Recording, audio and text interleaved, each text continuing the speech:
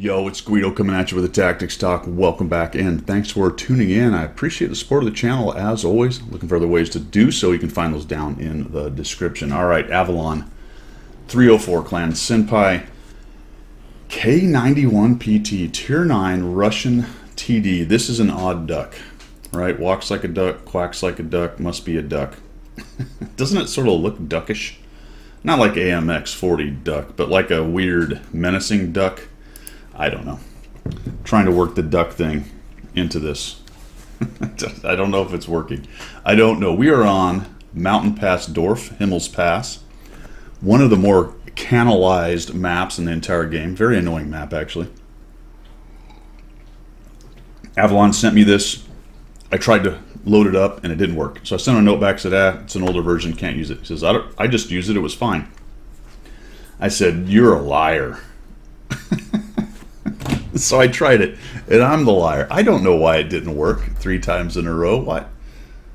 Maybe the reloading the computer or restarting. I don't know. Sometimes the replays are weird. But let's get on with it, because Avalon's going to have a big game in his K91 PT odd duck. You don't see a lot of these. I am terrible in it. I don't say that about a lot of tanks. There's a couple tanks along the way that I have not been able to do really anything in. So far, this is one of them. It's fast, but doesn't really have any armor. But it sort of has armor. But it doesn't have a really hard-hitting gun, but it's sort of a fast-firing gun. It's sort of a glass cannon, but sort of not. It's a casemate. It doesn't have a terribly large amount of field of view. I don't know. I don't know what you do with this thing, other than maybe some DPM action right there. So Avalon's in a pretty good spot, and he thumps that guy. Now, oh, he did get hit. Okay, I was about to say, how come he didn't take damage? If I sat there that long, I'd have taken 42,575 points of damage, approximately, right there. And I don't know how he did that. I can't. Was that the upper plate? I don't know.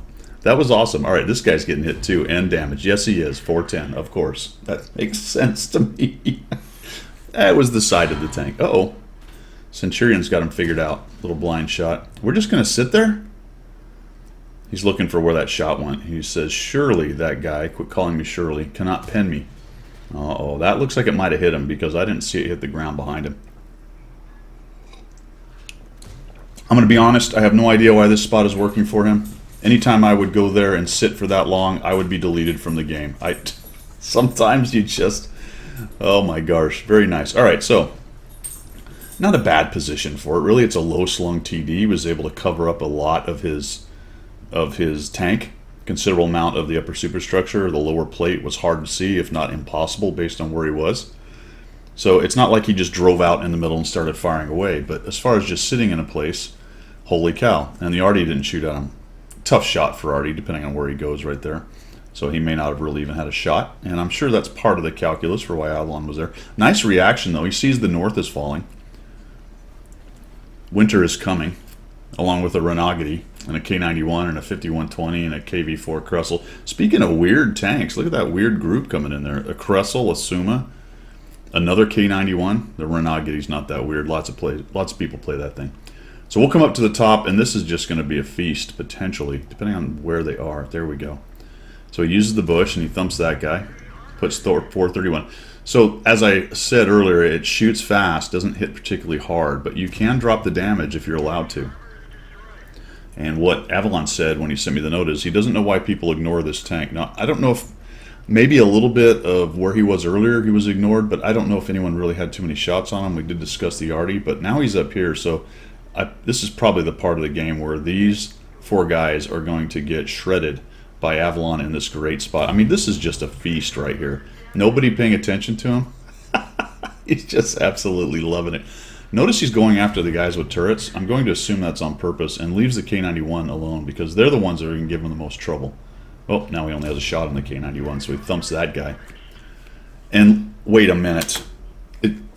Tell me, are you kidding me? 1, 2, 3, 4, 6 guys came back? Where did you get this team? Who hired these guys? Can I get some of these guys? I want a few of these guys on my team. I didn't really realize or look at how closely any of them were moving earlier. I don't know what I'm trying to say, but you understand, I think, what I'm trying to say. I didn't pay attention to how many of them were all hanging out at cap anyway, but however this happened, they are hanging out at cap. Look at the Suma's kind of like, uh-oh. We sort of let that guy shred us. We're up to 4,000 damage, and it looks like his buddies did a really nice job too. There's still 4 alive right there, 5 of them alive with most of their hit points, so very nicely done. So they crush the aggressive. All right, let's just break here and talk about this for a second, because this, if you're new to this channel, or if you need a refresher on how this game is won, you just saw it done. Do not push into their campers when someone is pushing into your cap. Go back, defend, beat them up with your campers. Oh, by the way, there will be a few guys sitting back there. There always is. And then turn around and figure out how to deal with their passives who are sitting at the cap. All right? I can't stress that enough. I cannot stress that enough. And while I didn't really pay close attention to the particulars of how all these guys got back, the point is they all were there. And Avalon was one of the key defenders to go back, right? He went forward, he looked for shots, he got some, he saw the issue, he went back. It's as easy as that in this game, a majority of the time. That's a rock. You gotta watch out for those. They don't go anywhere. What's Avalon doing? Having a sip of his coffee right there? And now it looks like he's pushing around to where the enemy might be pushing through. So this is a good decision. Maybe catch the Malshin. He's going to go back to the backside over here. I like this idea. This will give him some cover against Artie as well, and be a little bit sneakier of a position to take these guys on. It also avoids people coming up the middle and coming up behind him really quickly, although right now the Sturv and the Progetto and the RHM are kind of guarding against that, so that's a good thing. So the Scorpion's moved up. We got a G-Sor, and the Malshin is a one-shot to our hero. I believe this is a 390 Alpha gun. Am I correct on that? It is. Oh, and he low rolls the 347. That hurts my feelings. That hurts. Everyone say boo, boo RNG. Really, by all rights, that Malshin should not be left in the game. That was terrible. Terrible F. 4,434 damage. 300 bounce. No assist yet. See if that changes. Sometimes you tend to crank up the... Oh, where did that Barras come from? How did he... He's dead now. I didn't even see that. Where did he come from? How did he sneak into the backfield? Looks like the Progetto has gone back yet again. Okay. Oh, man, that's awesome. All right, so there's a Scorpion, a G-Sor. I really don't think Avalon can push into them. He also doesn't know if there's other guys like this guy who have showed up. Ooh, we've switched. I think that was the intuition skill. That was quite quick, but I didn't pay that close of attention. Why would I? Why would I? Nice shot right there. We've got a friend behind us. Looks like the KPZ's coming in. Nice little tag team there. You know, we got the decent Alpha on the K91. We've got the tracking capability of the KPZ if he's smart enough to use it. There's still a Malshin and a Scorpion there. Looks like the KPZ is moving up, so Avalon's going to follow up. This is something you'll see good players do. KPZ made a move. It was probably a fairly decently smart move, and now Avalon's just rolling in here. We're going to auto-aim, and we're going to shoot and ram. There we go. And down he goes. Remember, folks, Scorpions, despite the fact that they're built on Panther holes, are, for some reason, very easy to ram kill. I don't know. Don't ask me. Don't ask me. We'd have to take a look at the weight. Maybe they are heavy, and we just happen to have enough oomph to kill them. But the Scorpion only did 8, and we did 141, and we're this kind of relatively small, though maybe muscular and compact is the way to talk about this. TD right here. There's our Centurion friend. He is not our buddy. Nope, and he goes down. He's probably a bit irritated. We're down to 1 AP, 1 HE, and 8 APCR. Doesn't matter, it's over. 5 kills, 5,734. I think this is an over 6,000. We'll look at the plates at the end because I believe one of those blind shots went in earlier. Just a little clinic on the K91 PT Tier 9 Russian casemate TD. I like to feature these little oddballs like this. I don't have any good games to show you on this, or I would have. I do have a review out on it. I think I had a couple decent games, but nothing quite like that. But what I really liked about this replay is the go back to cap, massacred the aggressive players on the enemy team, and now you're fighting the dopes.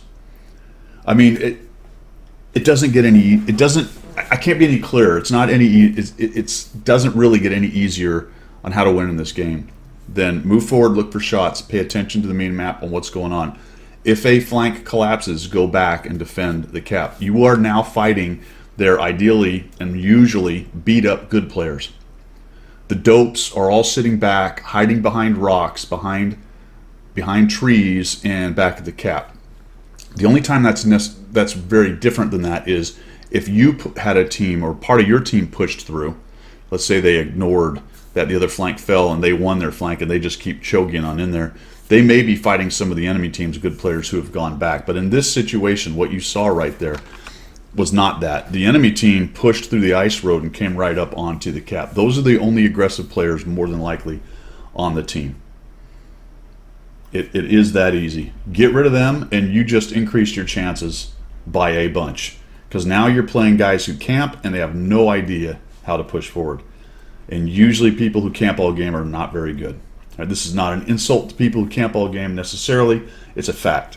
If you're sitting there at 48%, 47%, and your primary mode of operating in this game is to sit in the back somewhere near cap and hope that people blunder into you, that's why you're 47, 48%.